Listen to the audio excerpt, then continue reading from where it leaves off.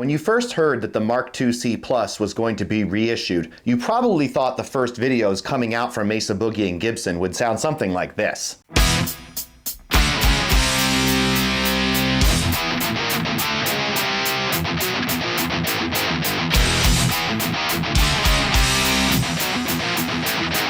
But instead, you got this.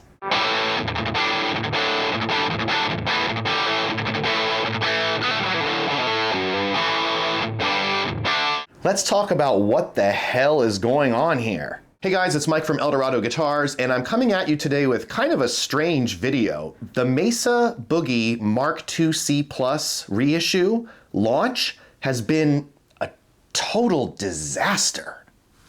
I don't know what else to say.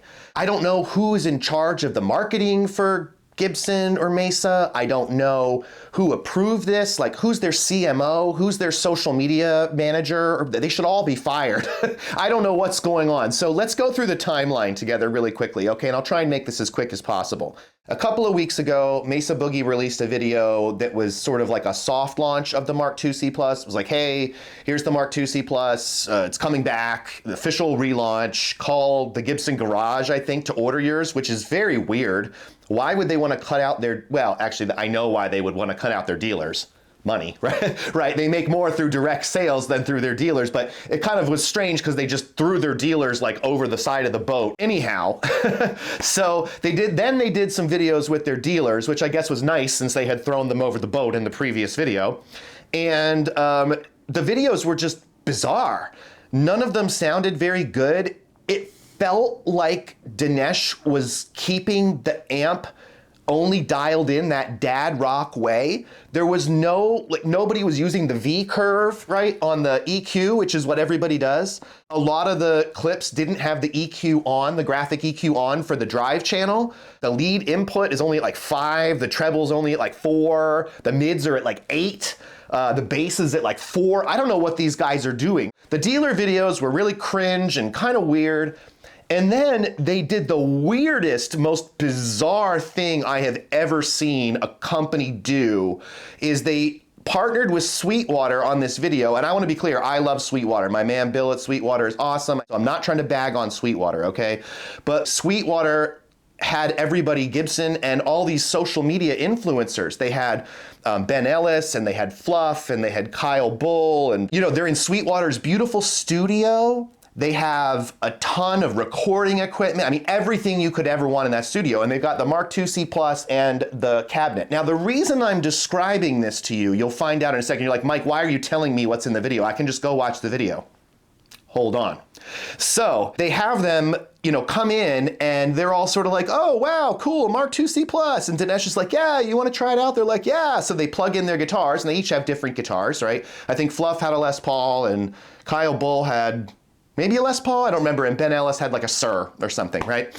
And again, Dinesh has this thing dialed in like a jackass. I mean, like Kyle Bull is sitting there playing and Dinesh is like taking the graphic EQ sliders and like pulling them down, and he's like, and the sounds are just dry and weak and neutered, completely bizarre sound. And so I look at the comments, and the comments on this video were lethal.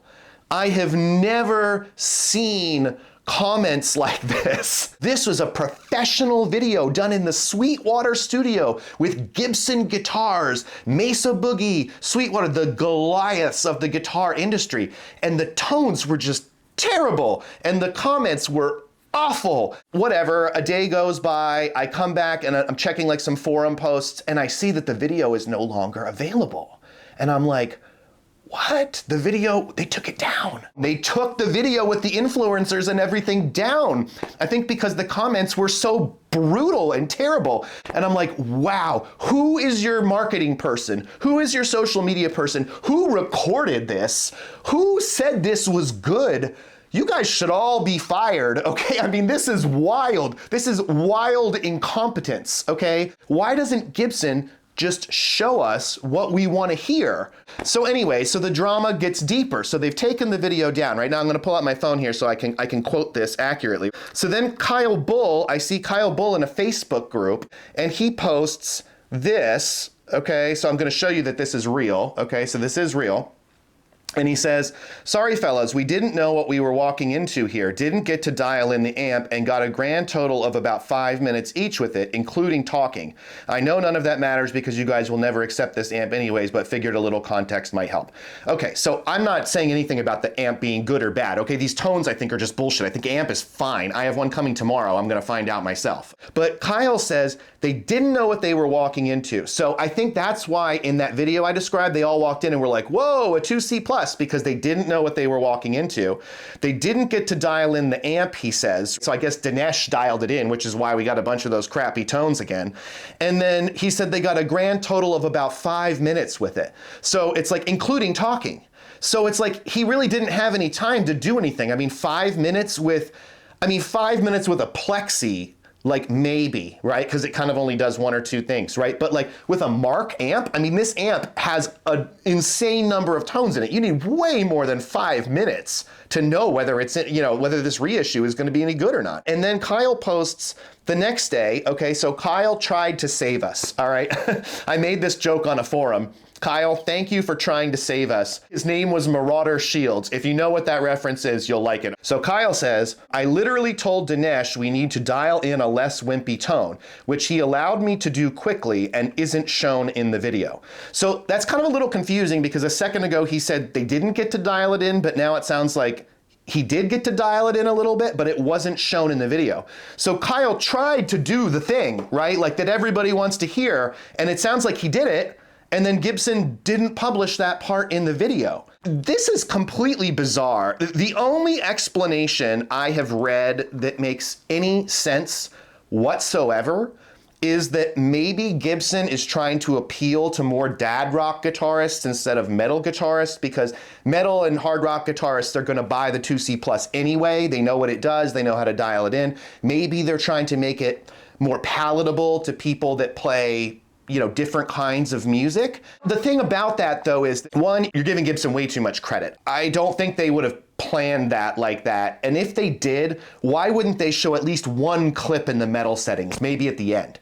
And if they were gonna do that, here's the second reason. If they were gonna do that, why wouldn't Gibson make those other tones sound good, right? If you wanna show that the Mark IIC+ is a very versatile amplifier, which it is, then why don't you have those tones sound good? Why all the bad tones? I mean, I watched a video with Dinesh, I think it was the Z-Zounds video the other day, where he had the 2C+ dialed in so neutered that he was knocking the low strings out of tune as he was playing because he was trying to dig in to get more gain. Why don't you just turn the gain knob up past 4? I don't know. So I'm not sure I believe this whole theory about like, oh, they're trying to appeal to other guitarists that are non-metal guitarists. I think this was just a completely incompetent launch. And I don't know what they are thinking. This should have been a softball that Gibson could just like knock out of the park. Have somebody play Master of Puppets in the first 30 seconds of the video. Done. With the actual settings. The guy who produced Master of Puppets has the actual settings on the internet. So you could just literally go dial in the exact same settings James Hetfield used, put it on a G12 T75, and boom. Why don't they do that anywhere in any of these videos? It's totally baffling. But in conclusion, it's just sad because now Gibson has blown the initial launch, right? They blew their load and it went nowhere. So now we've got to wait for YouTubers to make actual real videos showing what the amp can do. I hate to make negative videos, but this is just beyond the pale. It makes absolutely no sense. So if you know what's going on or you have a hypothesis or something, please leave it in the comments. Am I alone in thinking that this was the strangest launch of a product ever? So if anybody knows what the hell's going on, leave a message in the comments. All right, guys. This is Mike from Eldorado Guitars. I've got my 2C+ coming tomorrow, so you can count on a video from me coming ASAP. So please like and subscribe. It really does help me out. Thanks, guys, and have a good rest of your weekend.